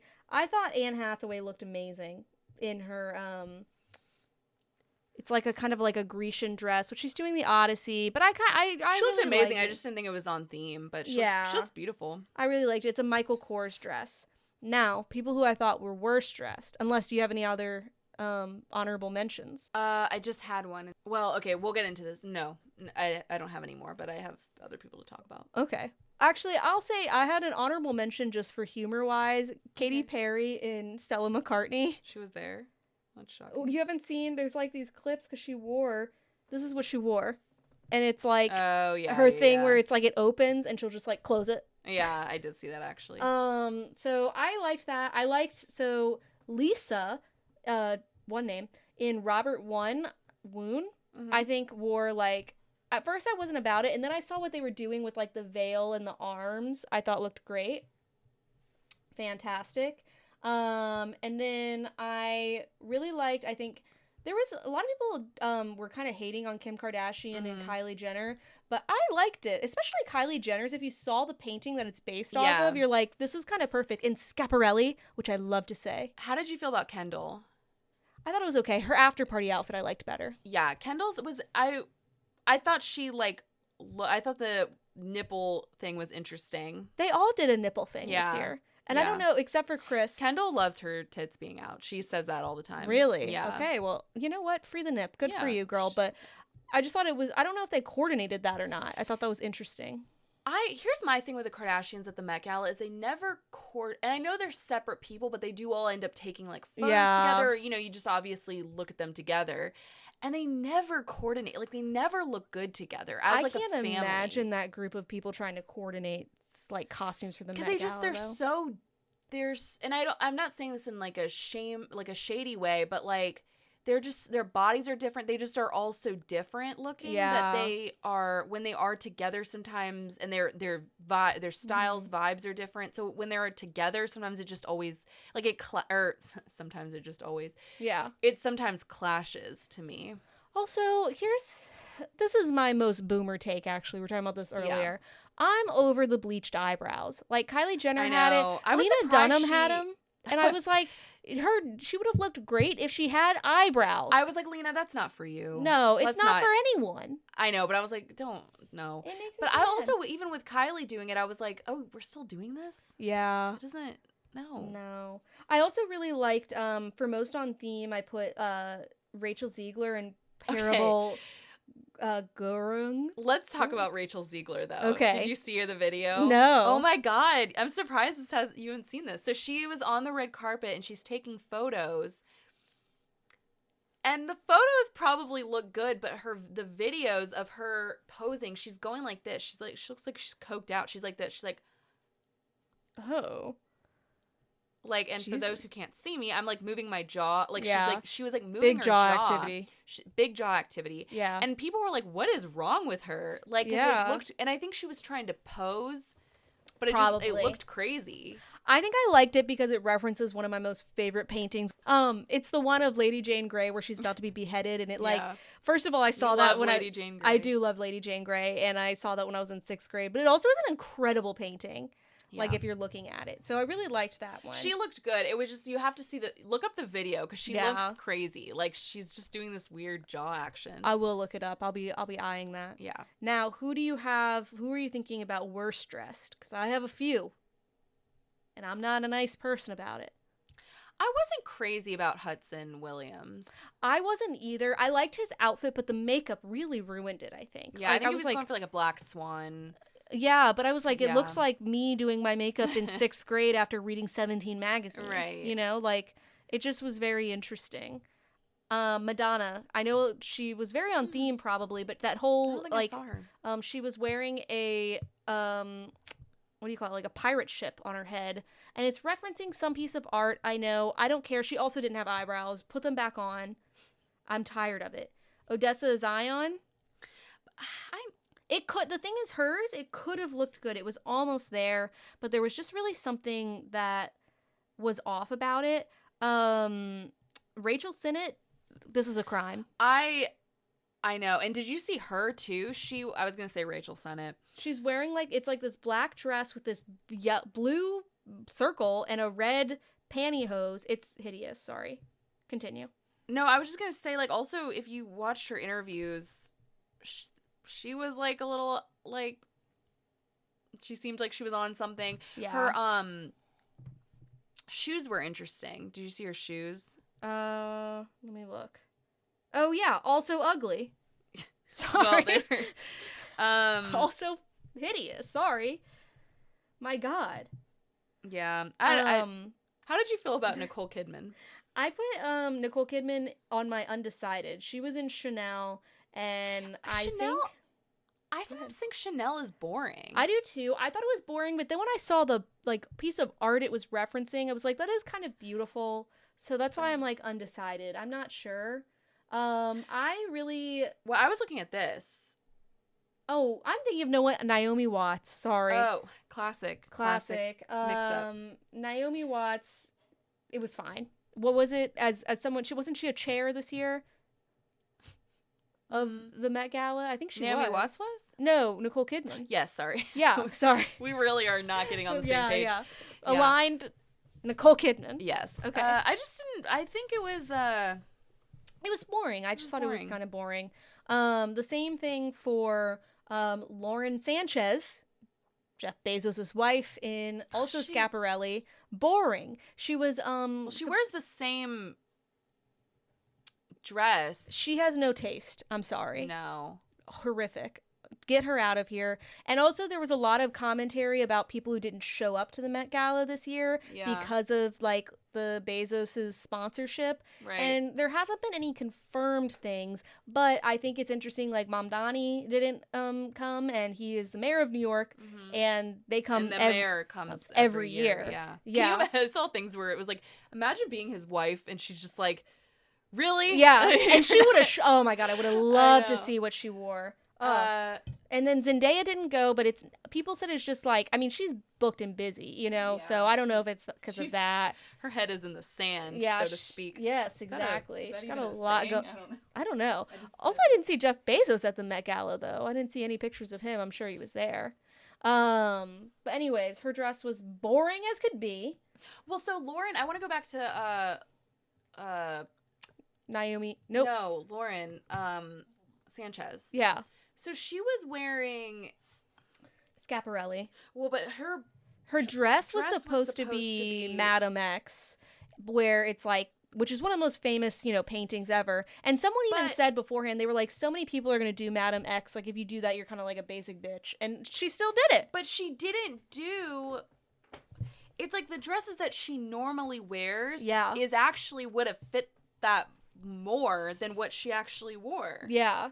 Well, because I think she did it. It's off the shoulder because the original painting is off the shoulder. Well, it's on. It's not off the shoulder. No, so they had to redo that painting because when he painted it with her collar off the shoulder, the Madame X collar, and people said it was too scandalous. So then he had to go back in and paint it with both of the collars up, which is why her dress, Lauren Sanchez's, is off the shoulder. It's probably to like reference the original, which is, is a good reference if it's not. I think like multiple people reference that one, and it was like, this is going to be the most obvious one. It's like if you showed up referencing the Mona Lisa or something. Yeah. So boring. Okay. Boring. Gigi Hadid and Miu Miu, boring. Did you see her and Bradley Cooper making out? No, but that kind of grosses me out a little bit. I'm not into them. Yeah, I'm not into them either. Tate McRae looks stunning, boring. Wasn't on theme. She looked beautiful, absolutely beautiful. I don't know if I have the picture pulled up, but it was just like a beautiful pink dress. That was like, this is fine. Did you see Connor's story? Yeah. His arms were crazy. Yes, but I don't know if I liked his outfit. It didn't do it for me. But I just thought, I was like, damn. I also really liked Sam Smith and Christian Cowan. Yeah. Again, I don't know. I like this for him, this era, whatever he's doing. I'm like, you know what? I think it's not authentic for him for some reason. Sometimes I'm kind of like, yeah. Like, I think sometimes he tries a little too hard. True.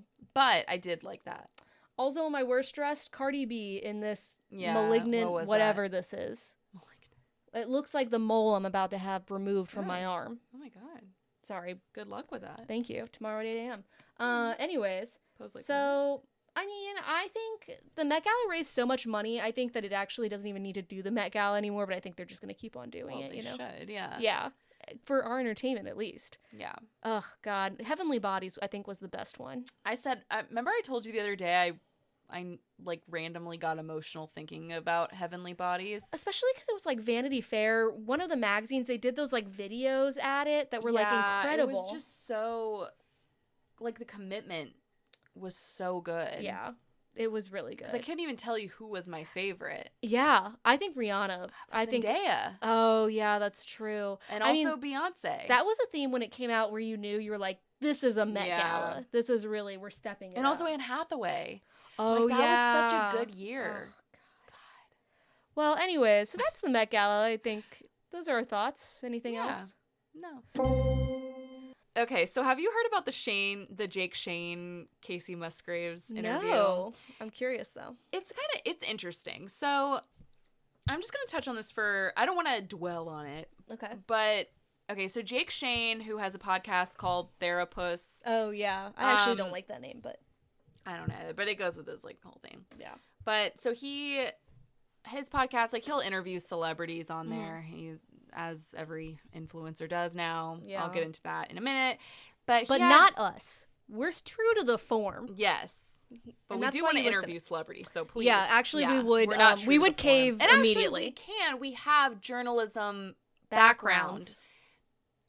Jake Shane does not. And so we're more qualified. I'm just going to say that, okay? I'm going to start out. I don't dislike him. Mm-hmm. I think he kind of is funny. I don't really care about him anymore. I liked his TikToks. Okay. I liked his like old stuff. Anyway, so he had Kacey Musgraves on, and he was talking to her about her music, and he asked her to explain lyrics from one of her songs. Okay. And so he's getting a lot of flack for it because it does sound like a stupid question. So basically he asked her to explain the lyrics in one of her songs called Slow Burn. Okay. And the lyrics are, sun's going down, but in Beijing, they're headed out to work. Okay? Yeah, I get what she's saying. Immediately. Time difference, time zones. When it's night here, it's day. The world, other part of the world, it's different. Yeah, okay. Not that crazy. Yeah. He said they're his favorite lyrics, and he goes, what do you mean by those lyrics? Me and Manny, who I work with, debate it every single day. Debate what? The lyrics. And I know. I'm like, right. What is there to debate? And time zones. She seemed a little like taken aback when he asked her, and she goes, "Oh, it just means what it sounds like. You know, different time zones. While we're going to sleep, sun is going down. People in Beijing are headed to work. It just means the world has different time zones." Yeah. And she was like, "It's not some deep coded thing. I was sitting on my porch in Tennessee and picturing these people around the world doing their thing over there. You know, it's just the world just keeps turning." Yeah. And he's been getting a lot of shit for it, and I think it's possible that he just meant, like, I think he I'm hoping he understood that it, like, is about time zones, but I think he just meant, like, maybe he thought the lyrics were deeper, like maybe they were about somebody. Yeah. I don't know, but the fact that he said he and this other person debate it every single day, I was like, what are you debating? Yeah. Was he thinking, like, for a deeper meaning, but, like, it's fine. They're just saying different time zones. I don't know. Like, that's not a question you ask a celebrity. It just really was funny. Yeah, you have Kacey Musgraves on, and that's what you ask her? You're asking her about time zones in China? Like, figure it out. That's crazy. And so it just really made me think, like, because he's gotten stuff before. He recently did the Vanity Fair red carpet with another influencer. I think we talked about it, actually. I think we were going to. We talked about it ourselves. If we didn't, amongst it's the hard two to know of the us. difference. Sorry, guys. Basically, like, long story short, he and this other influencer, I'm actually blanking on her name right now, but they were interviewing people on the, like, at the Oscars Vanity Fair after party. Mm-hmm. And they're talking, like, at one point they interviewed Julia Fox, and he starts talking to her about, if I had legs, I'd kick you. Oh, yes. And he's like, wasn't that kid so annoying? And she was like, he was talking to Julia Fox, and Julia Fox was like, well, no, I think, like, you know, she was giving kind of a deeper meaning behind the movie, and, like, he was just like, but she's so fucking annoying, like, shut the fuck up, like, and he just sounded stupid, and I just think, but that's, to me, like, he's never prepared for interviews. That's what you get when you put influencers in journalism positions. And I just don't understand. Here's the thing. I think he was funny when he did those TikToks where he was, like, historical figures react. That was really funny to me. And then he kind of blew up. And now he has a podcast. And, okay, maybe talk about Everybody has a podcast. Everybody has a podcast. Everybody has a podcast. Yeah. But I do think, like, it's okay to... Okay, fine. Do we have to interview people, though? Right. Because it's like I'm even going to throw Brittany Broski in there. I think she's funny. Yeah. And I think she actually is a good interviewer for the most part. And that is a crazy career trajectory from kombucha girl to this. All she did was taste kombucha. And now she's interviewing Bob Odenkirk. And I'm like, that's fine, but I just think, like... Meanwhile, we're here every week putting in blood, sweat, and tears. And but I am talking about Jake Shane, where it's like, I just think, like... You're not good. You don't have the skills. Yeah. You're not. But you know what's crazy to me? Like, I was thinking about this too, is like, celebrities used to be rude to reporters and like journalists, people who actually were journalists and, like, knew what they were talking about. Yeah. And now I think we got to bring some of that meanness back, because they're doing these easy, I think they're, like we always say on here, like, I think they do interviews with people who they know will give them softball questions, and they know that they're kind of fans, so they're not going to, like, press them too hard on things. They're prepared for the interview. But I do think boring interviews. But they're like, and I think we've got to start, but they're always nice to the people. And I'm like, start being mean again, because that was a stupid question. Yeah. Or it sounded stupid. You know what I was watching the other day? That Cara Delevingne interview. They were mean. They were mean to her. And she's a little weird, I'm not going to lie, but I think she wasn't being that terrible. Yeah. She just was. They asked a stupid question. They were like, did you read the book? And she was like, no, She gave, like, a sarcastic answer. Yeah. She was like, no, I've actually, like, never read anything, or something like that. And they were just like, she was like, yeah, of course I read the book that the movie's based off of. Yeah. And it was so awkward, because they were giving her such a hard time. They told her she needed to go take a nap. Yeah. That was crazy. Crazy. Yeah. And so... Sorry, back to Jake Shane. And... That happened, like, a long time ago, just to be clear. That was when Paper Towns came out. But they seem... Right. Yeah. It was for that movie. But they seem to always... Celebrities now seem to really be giving people grace. Everyone's worried about being canceled. I know, but I just think, like, I don't know. We just gotta... I think cancel culture's on its way out. I'm not sure why Jake Shane is interviewing people. He's doing it because it's like he has the views. It's all about what gets eyes. Like, he has the followers. I know, right? I know. But sorry. I just am like... You're like, no, I understand how an algorithm works. Yeah, but I'm saying, like, it just sometimes it's frustrating, because then it's like they're not interviewers. Yeah. Yeah. It's frustrating. It's awful to witness when we could be out there. Really, I just ultimately, I don't dislike him. Yeah. Now, I think it's Variety or Vanity Fair. One outlet has a serious problem with him. They're always like talking about him. And I don't think it's that serious, but I do think it was funny. That is, yeah. More than anything that he asked that question is like, what do you mean about the time difference? It's like, well, when the sun goes... Oh, have you seen the one where he's interviewing, because this is another one, he was interviewing Ed Sheeran, and he was like, and Ed Sheeran's talking about the lyrics of when your legs don't work like they used to before, and Jake Shane like laughed, and he was like, that was about so-and-so who lost their legs or something. It was like something serious. Yeah. And he was like, he like said that, and Jake Shane was like, oh, like I he kind didn't of know that. I forgot what it was, but it was such a funny interview. You know, we were talking about like lyrics with Patrick and how sometimes they hold different meanings, and now this is a different. You know that song "Throw Some Mo"?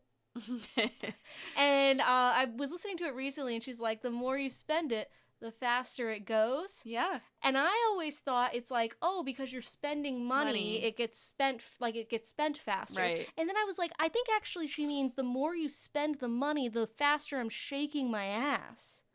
Because they're like at a strip the club. Faster it goes. And I'm just like, wow, that's could actually be a double meaning. That's a great lyric, I'll be honest. Not expecting that depth in that song. The more you spend it, the faster it goes. True. Lyrics are powerful. They really are. And music is powerful. And, you know? And so are our voices and our media. And that's why we want you guys to share us, our power. Because we're remarkably bright creatures. Oh, yeah, we are. And so are you guys. We're on episode 101. So if you haven't shared us with a friend, family member, coworker, colleague, octopus, like, make sure you hit that share, like, subscribe, follow, heart button. Please. Oh, God, don't start crying. I'm gonna cry. Are you? No. Oh, okay. But maybe. I'm a little teary-eyed. But we might see you guys next week. We're not sure yet. There's a little big life event coming up for someone. Yeah. Maybe married the next time you guys hear from me, but who knows? It's me. I'm getting a spray tan. I am gonna get a spray tan. Yeah, I love that. But anyways, we'll see you next time. Bye.